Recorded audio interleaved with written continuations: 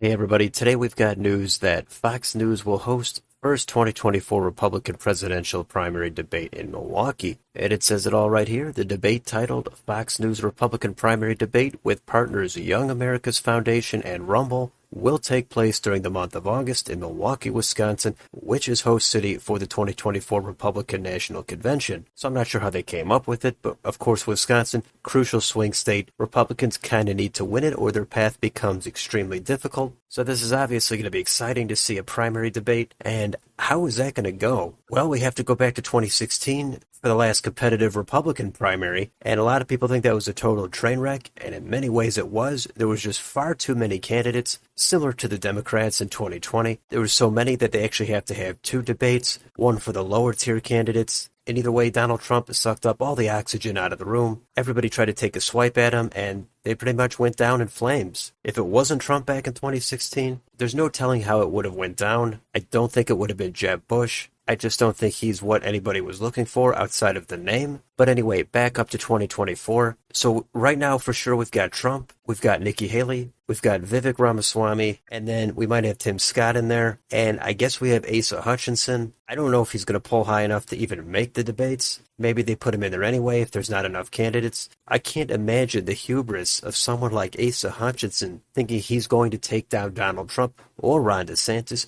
And I even think he would lose against Nikki Haley and Vivek Ramaswamy. Asa Hutchinson is really just a no-name candidate. Yeah, he was governor of Arkansas for 2 terms. There's really no personality. He's just too bland. He's older, and I bet most people have no idea who he is. I don't think he would offer anything to the base. He has maybe moderate establishment clout. He stood up to Donald Trump, but there's no way he would do anything. The other candidates, I think, have a better chance. But even then, of course, everybody knows it's really all about Donald Trump. If it's not him, it's going to be about Ron DeSantis if DeSantis declares his candidacy. And it's pretty amazing so far when anyone has questioned how they differ from Donald Trump, what their criticisms of Trump are. They kind of clam up and waffle around. They don't really have any kind of satisfying answer. And I get it, they're going to be scared of Trump, as pretty much everyone that has challenged him has gone down. But if you're really trying to compete against him, you've got to be able to say his name and contrast yourself with him. And you'd think there'd be enough substance there for these people to say, hey, I wasn't indicted, or something else in that direction. But apparently it's all a third rail. Trump seems untouchable. He's probably going to give a nickname to all these people.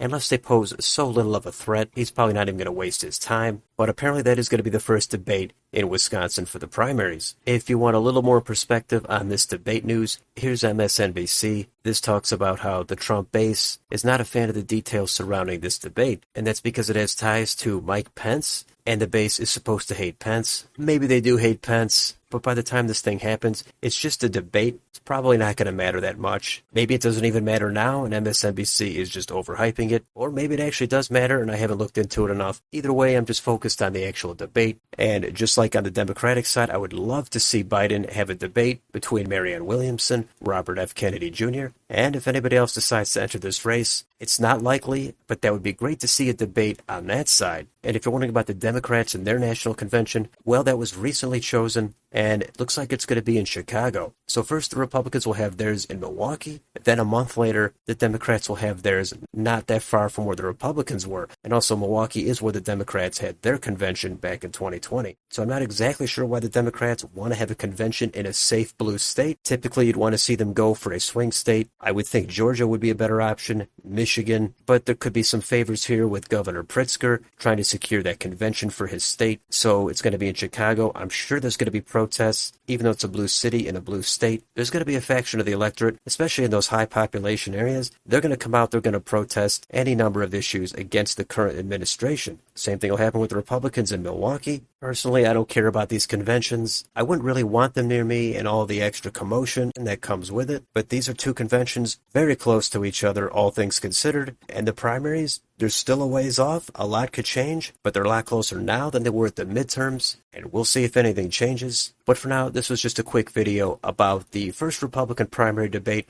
and a look at their national conventions. Of course, there's Wikipedia pages for all these things as well, but I'll leave it there for now. So let me know in the comments. What do you think about the primary debate or any of these conventions? Let me know down below. On your way out, don't forget to like, share, and subscribe. Thanks for watching. I'll see you on the next video.